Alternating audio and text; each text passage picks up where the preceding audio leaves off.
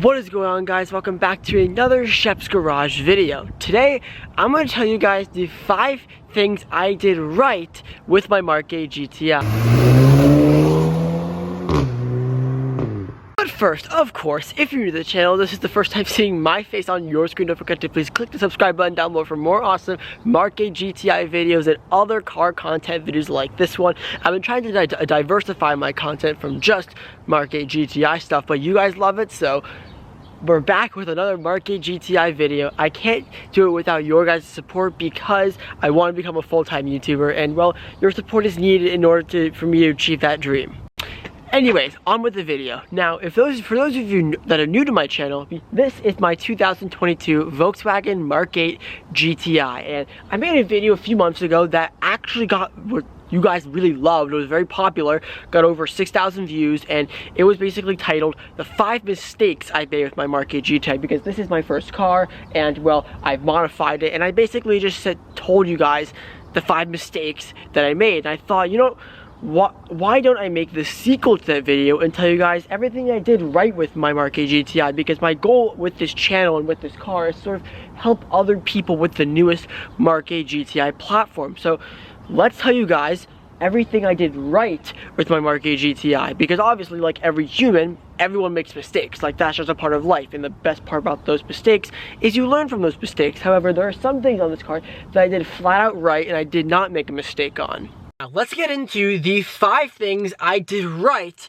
with my Mark 8 GTI, starting off with nothing to do with any of the modifications that I've done. Well, mainly the first 2 things this list have nothing to do with my modifications. Starting with the software. Now, if you bought a Mark 8 GTI right when they came out back in 2022, these cars shipped with some software I believe it's called 1880, which is what most Mark 8 GTIs shipped with software-wise. That was the code name for like the delivery software. So, and that's where, you know, all those reviews came out back when the Mark 8 GTI came out. That's when all the reviews came out, and that's when they basically stated, all the reviewers basically stated how the infotainment sucks, it's slow, it's laggy, it's garbage.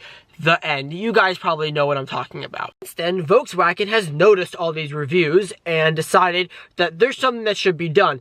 And because the Mark 8 Volkswagen GTI and Golf R has eligible for over-the-air software updates or dealer-installed software updates, the infotainment can get significantly better. So that's what they did. They pushed out a better software update to make the infotainment on the Mark 8 generation as a whole better. And it went from 1880 to the 1969 update. And if you have this update installed, you know what I'm talking about. Now, visually, the update doesn't look anything different than what you see right now. However, the screen and everything that I'm showing you here works way more smoothly. And you know how when you start up the car for the first time, the screen's very laggy and it takes like 5 minutes for everything to work properly.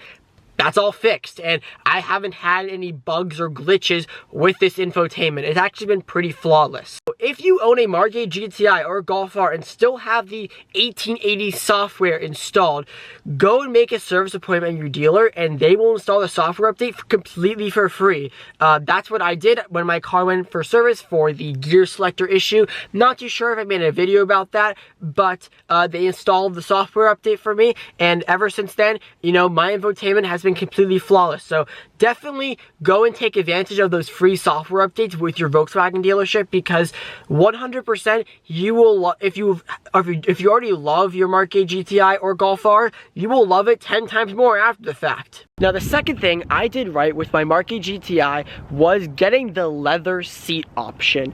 Now, the leather seat option comes on SEs and Autobahns. Standard on the Autobahn, an option on the SE. I have an SE, so I got the leather seat package. And you know, getting leather seats in the Mark 8 GTI is kind of, you remember that thing back in like 2015, the Laurel Yanny thing? Laurel.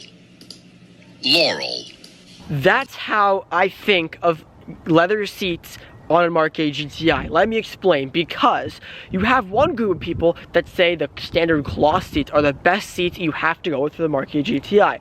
Then you have people like me that say like, oh yes, you have to get the leather seats. Then you have people in the middle that think that both seating options are good and they don't really have a preference. I'm on the side of the leather seats, and let me explain. Yes, these seats are an option. I think they're like $1,500. However, in my opinion, they are way better than the standard cloth seats. Mainly because you get ventilated functions, and that's pretty cool. I mean, it's kind of a gimmick, but it's cool during the summertime.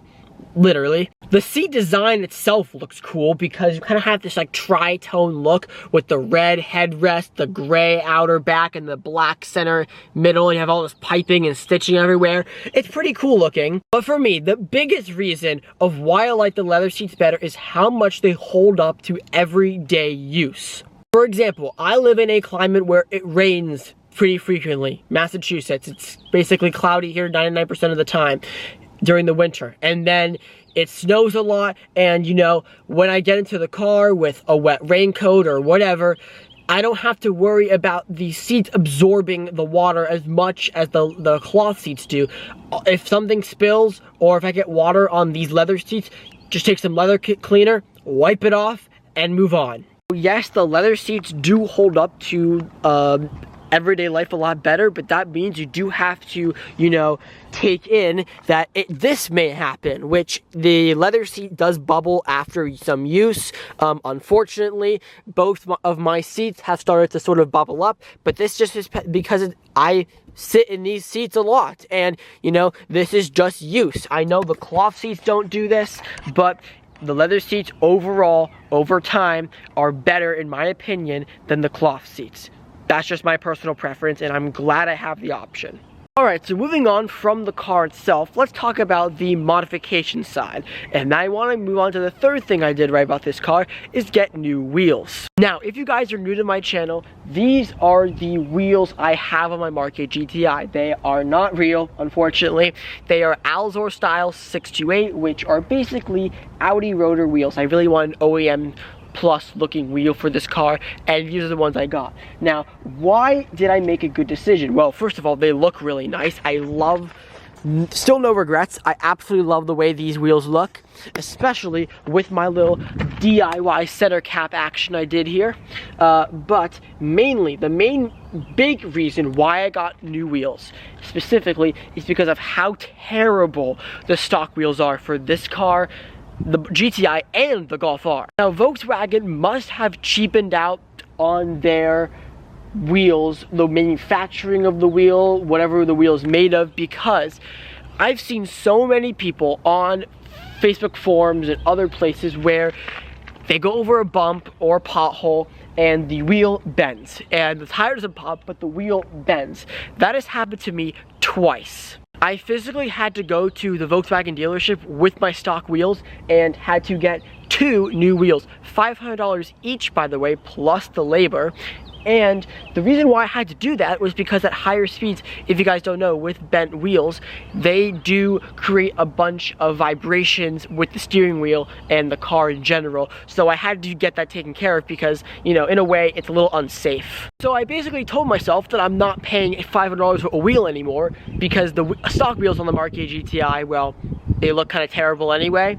So I decided to go out and get a set of aftermarket wheels. And I think you should do the same if you don't want to pay $500 a wheel. You don't have to go super expensive for these wheels. I got these wheels for around $700 for the set on sale. They retail for like $800 or $900 on ECS tuning.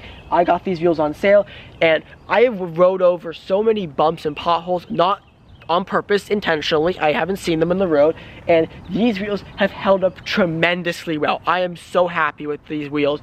I have not had any issues, knock on wood, not had any issues with these wheels. They've held up amazing. Obviously not curbed either, but great wheels, great manufactured wheels, high quality for the price. So I highly recommend the ECS tuning wheels if you are looking for a nice good set of wheels that don't break the bank account. Fourth thing I did right with my Mark 8 GTI is I got a lot of comments on this, and that is my Golf R or Club Sport spoiler. This has to be one of my favorite modifications I did on my Mark 8 GTI, and I am so happy I did it because it looks awesome. Now, what this spoiler is, it's the same spoiler that goes on the Mark8 Golf R or the Club Sport GTI in the United Kingdom or Europe or whatever.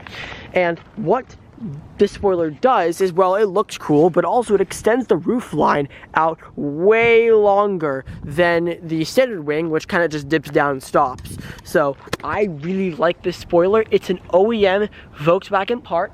It's a lot of money. It's like, you know, obviously there are replica wings out there and everything, but I had to go with the real deal, and I highly recommend you should too, because this spoiler, it's expensive. It was like $1,000. It was expensive, but it was well worth it because it is the OEM Volkswagen part. It has a little bit metallic shine to it when the sun hits it. It's a really good part, especially if you have a sunroof, you decide you want to wrap this part black, it will look really good. So I love this wing, and I'm so happy I did it because it just adds the character to this car that it is not a normal Volkswagen hatchback. It is a GTI or a Golf R, whatever it is. Final thing I did right with my Mark8 GTI is under the hood. Now you may be thinking I'm about to say my new speed cold air intake, because that is definitely something that I absolutely love, and well, I definitely changed the character of this car. I absolutely love it. However, that's actually not what I was going to say. What I was gonna say is this hood strut. This thing is a game changer. Let me explain. Obviously, I made a video on this thing, and it literally has changed my life with this car. Obviously, since it is a Volkswagen, the hood is gonna be open quite a bit to either fill up oil or top off coolant or whatever you're gonna be doing under here. This thing is a game changer because no longer do I have a hood prop that kind of goes up in here. Instead, I have a hood strut. This was the racing line hood strut. I made a video on how to install this. Super easy plug and play, and I absolutely love it. Definitely has changed the way this car is, because no longer is it like the cheap cost-cutting Volkswagen hood prop that they did. Instead, it's now a full-on strut, which is awesome. So when I have the hood up for car shows, or when I'm topping off coolant or oil or whatever I'm doing under here, it's so much easier to not have to worry about a hood prop and everything. I absolutely love this hood prop, and if you have owned a Mark8 GTI or Golf R, highly recommend this. Super awesome. And so those are the 5 things I did right with my Mark8 GTI. I hope you guys can learn from everything that I did right on your Mark8 GTIs or Golf Rs, because my goal with this car is to help other people. I really want other people to learn off of my car so I can help them modify their car. That's really the main point of making these videos for you guys, is I love sharing my car with other people. That's mainly why I make all these videos. So I hope you guys did enjoy this video. I hope you guys found this video helpful, and I will see you guys in the next video. Peace.